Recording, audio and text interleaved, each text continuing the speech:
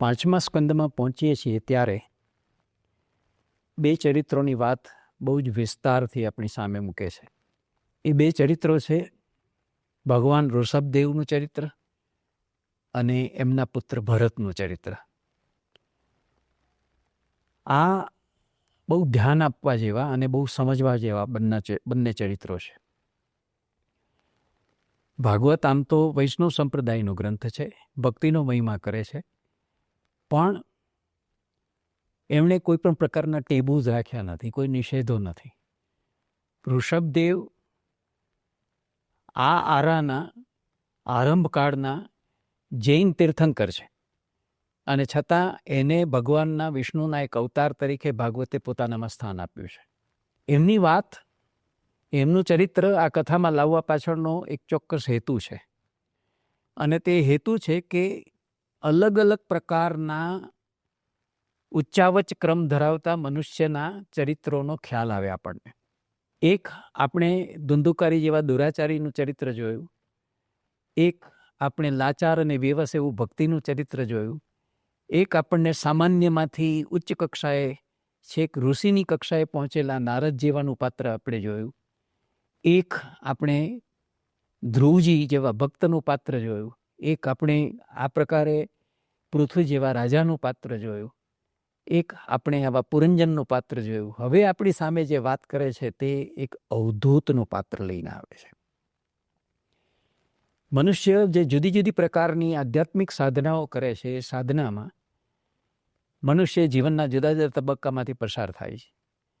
દાખલા તરીકે મનુષ્ય જીવનનો પહેલો તબક્કો જે હોય છે તે શિક્ષાર્થીનો હોય છે.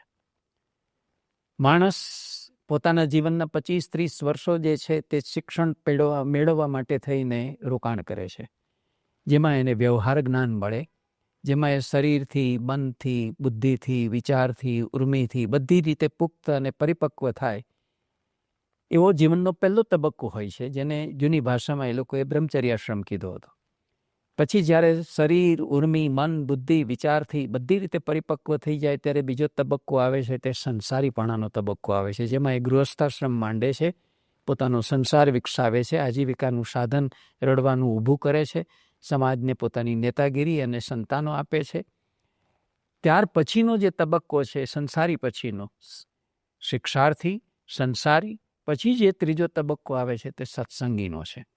એ સત્સંગીમાં એટલે 50ની ઉંમર વડોટ્યા પછી ધીરે ધીરે પોતાના મન અને વૃત્તિઓને સંકેલતા જવું, ધંધામાંથી, કુટુંબના સંબંધોના વ્યવહારોમાંથી પોતાની જાતને ધીરે ધીરે અળગી કરવી, પોતાના સંતાનો અને પોતાના ઉત્તરાધિકારીઓને જવાબદારી સોંપવી અને પોતે ધીરે ધીરે આત્મસ્થ થવાની દિશામાં આગળ વધવું અને પોતાનું આધ્યાત્મિક વિકાસ થાય એટલા માટે થઈને જે કોઈ સારા ગ્રંથો હોય, જે કોઈ સચ્ચરિત એવી વ્યક્તિ હોય તેની સાથે સત્સંગમાં ગાળી અને એ જીવનનું મૂળભૂત તત્વને ઉદ્દેશ સમજવાનો અને રહસ્ય સમજવાનો પ્રયત્ન કરવો, એવી એક સત્સંગીની ભૂમિકા આવે. ત્યાર પછી 75 વર્ષ પછી પહોંચ્યા પછી જે ચોથી ભૂમિકા આવે છે તે સંન્યાસીની ભૂમિકા આવે છે.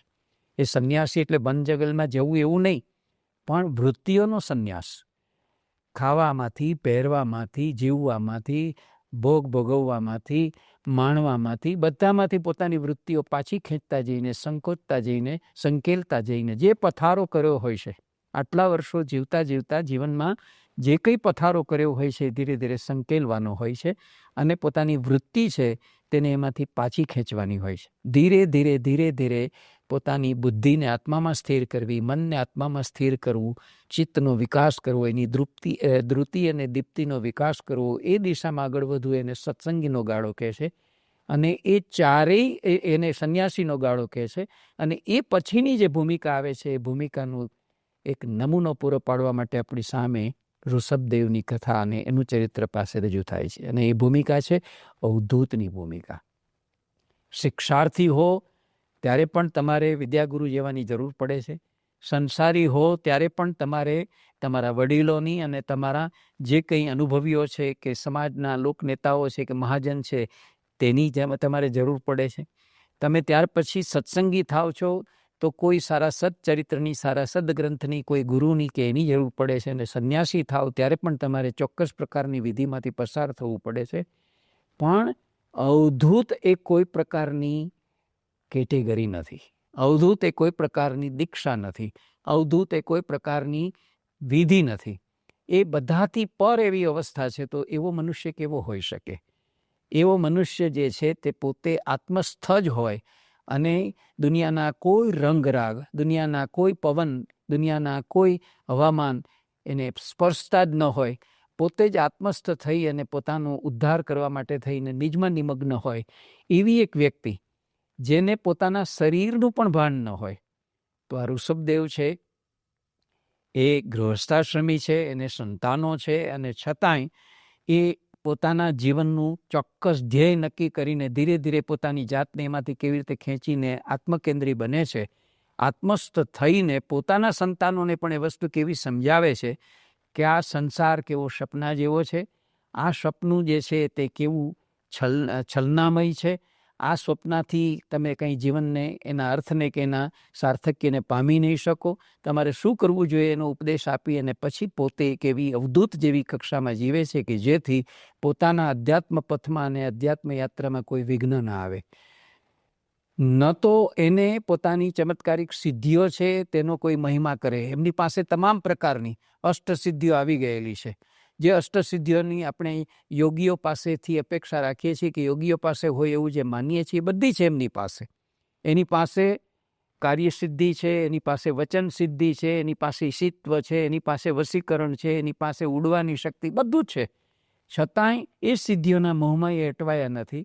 અને લોકો એને એની પાછળ એ સિદ્ધિઓને કારણે ન પડી જાય એટલા માટે એનાથી વિતરાગ રહેવા માટે થઈને આ બધા રાગોમાંથી, આ બધા રંગોમાંથી અને આ બધી પ્રવૃત્તિઓ અને પરિસ્થિતિઓ અને સંજોગોમાંથી બચવા માટે થઈને જે દૂર નીકળી જાય છે, એટલા માટે થઈને એ ધીરે ધીરે પોતાના શરીરને એવી હાલતમાં મૂકે છે કે શરીરમાં વસ્ત્રોનું ભાન નહીં, વસ્ત્રો ત્યજી દેવા, મળમૂત્ર પણ જે જગ્યાએ હોય ત્યાં જ કરવા અને એમાંથી જ પડ્યા રહેવું, એમાંથી પણ બહાર ન આવવું અને કેવળ પોતાના આત્મા સાથે જ વાર્તાલાપ કર્યા કરવો. આવી એક આખી પરિસ્થિતિમાં અવધૂત કેવા હોય?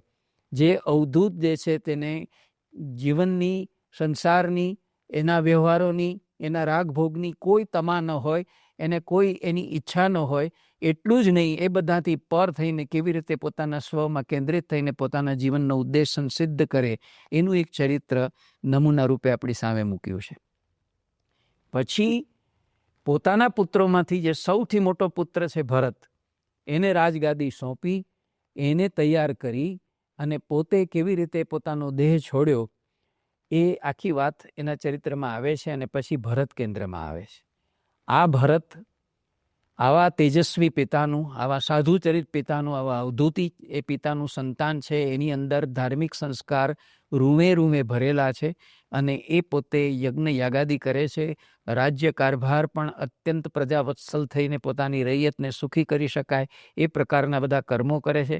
પોતાનાથી ખોટું કોઈ દુષ્કર્મ ન થઈ જાય, કોઈ પાપ કર્મ ન થઈ જાય, ક્યાંય અન્યાય ન થઈ જાય એવી સભાનતા સાથે વર્ષો સુધી એ રાજ કરે છે. પણ એના અંતરનો રંગ ભગવો છે. એને પણ પોતાનું જ એ ઉદ્ધાર કરવો છે, પોતાનું જ કલ્યાણ કરવું છે ને એ કરવા માટે થઈને કૃતનિશ્ચયી છે. એ દ્રઢ મનોબળ સાથે એ કરવા માટે તૈયાર છે અને એટલે એ નીકળી પડે છે. પોતાના સંતાનોને ગાદી આપી અને નીકળી પડે છે.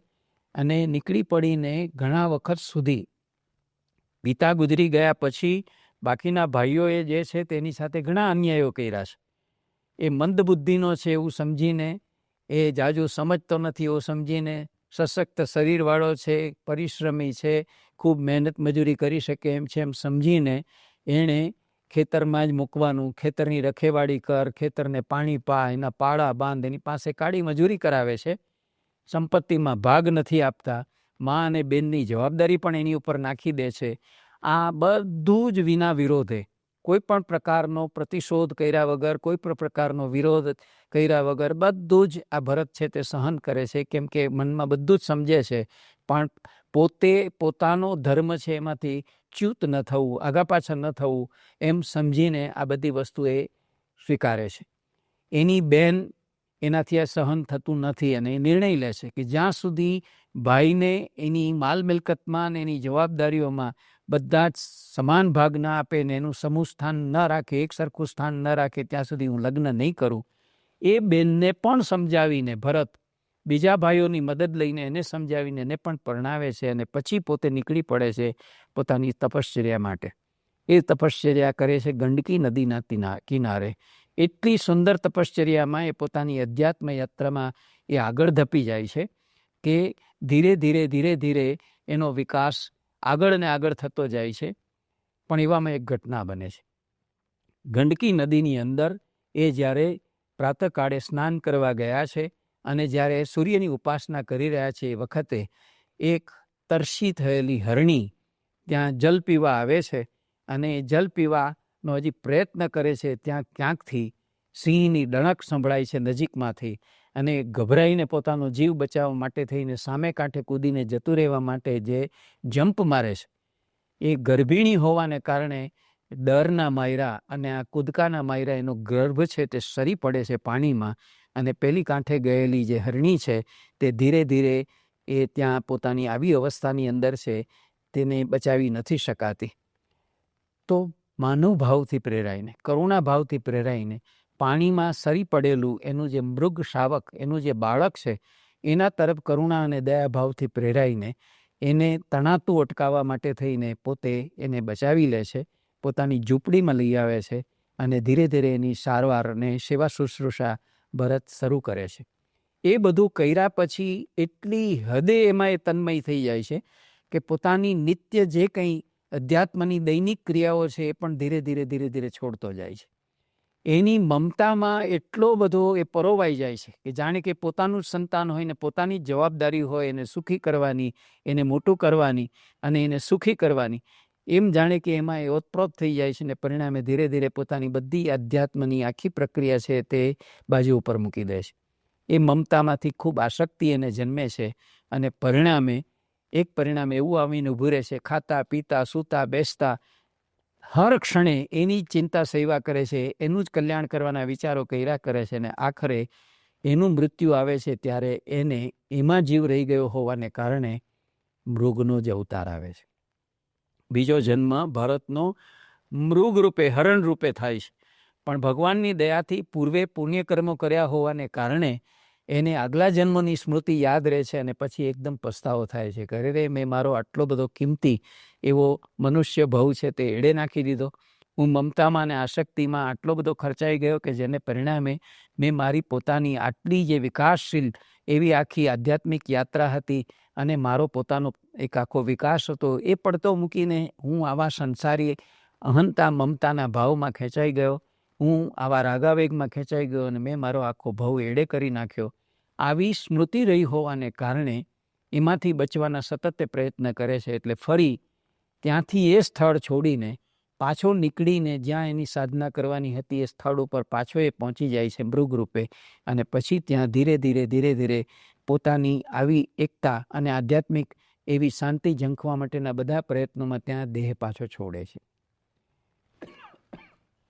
ત્રીજો જન્મ એનો જે આવીને ઊભો થાય છે એ જન્મમાં એક બ્રાહ્મણને ત્યાં એ જન્મે છે અને આગલા ભવની પોતાના પુણ્ય કમાઈને કારણે બધી સ્મૃતિ હજી સચવાણી છે એટલે પહેલેથી જ ચેતી જાય છે કે કોઈ સંજોગોમાં હવે મારો ભવ એડે જવા નથી દેવો અને મારે મારું કલ્યાણ કરવું છે.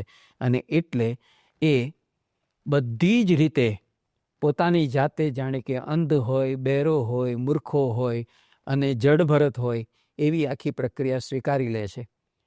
પિતા શિક્ષણ આપવાનો, સંસ્કાર આપવાનો બધો પ્રયત્ન કરે છે, તેનાથી અવળું જ કૃત્ય જાણી જોઈને કરે છે. પોતે પ્રજ્ઞાવાન છે, ડાયો છે, છતાંય ભાઈઓના બધા અત્યાચારો બધા સહન કરે છે, બધું જ કરે છે. પછી એના જીવનમાં એક ઘટના જે બને છે તે એવી છે કે એક સમયે એક ચોરોના સરદારને પોતાને નરબલી છે તે આપવો તો એના કારણે કોઈ એવા હૃષ્ટપુષ્ટ માણસને શોધી કાઢેલો એ છટકીને ભાગી જાય છે. ત્યારે એની શોધમાં એના જે માણસો છે તેની નજરે આ ભરત ચડી જાય છે કે જે હૃષ્ટપુષ્ટ છે ને એને થાય છે કે આનો બલિ આપવાથી અમારો સરદાર રાજી થશે એટલે એને પકડીને લઈ જાય છે.